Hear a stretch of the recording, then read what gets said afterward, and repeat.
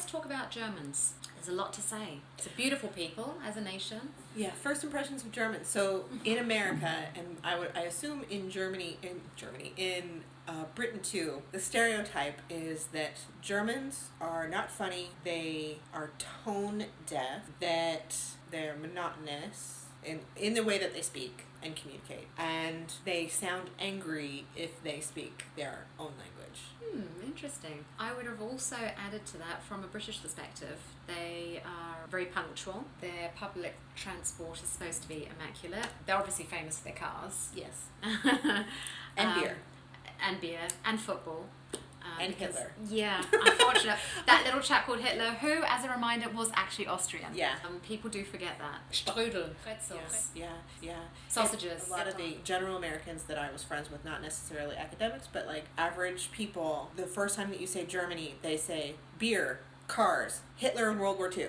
Mm-hmm. And it's not the 50s, it's not the 60s, it's 2021.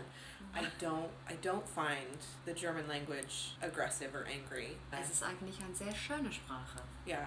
Which translates to, it's actually a very nice language. Yeah, it has its own nice way about it. But if you're really angry or cross, it can work really well. So my children are brought up with German and English at home, and I speak 90% English to them. But when I'm angry, I will turn around and speak to them in German, because it just sounds so much more aggressive when you want to be cross, and it just punches at home. So the kids know that when I'm speaking German at them, if I'm not in public around other people, then it's because I'm annoyed. Yeah. Another stereotype I heard was that Germans were loud. And this is funny because Americans historically are loud. I think Germans are actually, as a nation, really quiet. They are. They really are. The only time that I would say that they're ever really loud is if it's related to football or drunkenness. Or in the old days when they were fighting for a space at the beach or by the pool. You know, but what Cliche. My husband and I went to Mallorca before our son was born. We stayed at a hotel. It was Brits and Germans in the hotel, because apparently only Brits and Germans go to Mallorca. Everyone, the Brits and the Germans, would put their towels down the night before in where they were going to sunbathe the next day. Spot. But I never heard anyone arguing or complaining about that. Before we got there and then after we left, oh yeah, people were like, oh, the Germans, oh, the Brits, they both complained that the other did this. We're doing the same thing. But they were both doing the same thing. I thought that was really, really funny. And in my experience, when a German is upset, they tend to get quieter. As an American, if I'm upset, I will raise my voice. As a half Mediterranean mother, Greek Italian, I can be quite fiery. Once, when a girlfriend of mine was helping me at the foreigner's office, we had come to an impasse, right? I was supposed to receive an update on my student visa, and as far as we understood, I wasn't supposed to pay for it, but my caseworker was telling me I had to pay for it. And we kept asking, is there a way that we could please double check this? And she said, no, you just have to pay. No, you just have to pay. And so it's like, okay, well, if we pay and then we find out that we didn't need to pay, can we get a refund? No. What happens to the money then? Goes into a pocket? Right. What happens to it? And the caseworker was just really being unreasonable, but in my opinion, she was following procedure, right?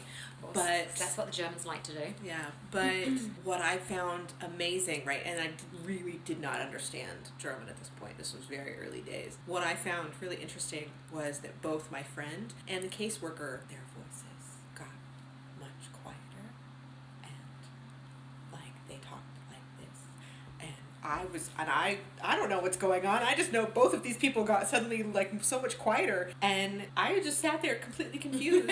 And when we got up to leave, while we were still in the room, I said, what just happened? And my friend said, nope, we need to leave the building first. And we left the building, and she was like, oh my gosh, that woman was so unreasonable, and so, we just argued. And wait, that was an argument? That was an argument? You guys were like whispering at each other. That was not an argument. And I found that so interesting. And of course, in my limited experience with Germans, it's usually friends of friends or students that I have. When I've seen them, really show emotion and really be loud is if there is alcohol involved or sports, football. Yes. You know. And then they like really get excited. But that's also as far as I understand, like that's the one time that it's socially acceptable for them to have like national pride and unity, basically thanks to Hitler in World War II.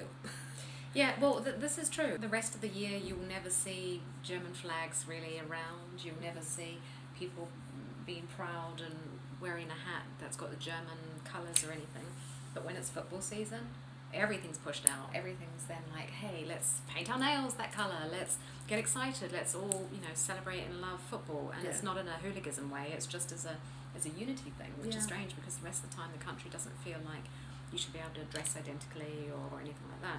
Which actually, if we look at schools as an example, in the UK, obviously most schools have uniforms, which I personally think is a great thing, and I really wish it was the case here, but it's not. And like you said, many people say it's because of reference to World War II that they don't want to be putting people in uniforms, and I find that sad because I think it helps to be able to identify who's a child and who should be at school and who's not. It's not a case of taking identity away, but obviously in America you only have uniforms at private schools and posh schools, don't you? Mm-hmm. In the same vein of identity and awareness, when you move here, you have 2 weeks to register with the city. And when you register, they ask you your religion. And first impression, that weirded me out.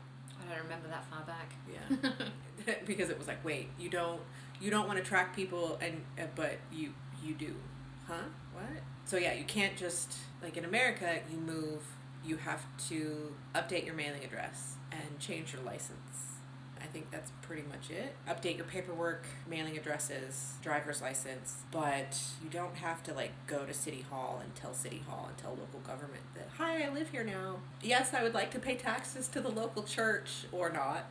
The other thing was when I was first looking for work, creating a CV with my picture on it. That was also really bizarre to me. But that was standard. I know that the EU has moved away from that, and Germany has moved away from that, but a little bit. You were still getting the CVs from the Germans with, a CV like this with a booklet with every proof of everything since the beginning of time. Of course. And probably a full-page photo as well as a small passport photo. And this is costing a lot of money for these people. Well, but MC Culture Consult. Yahoo!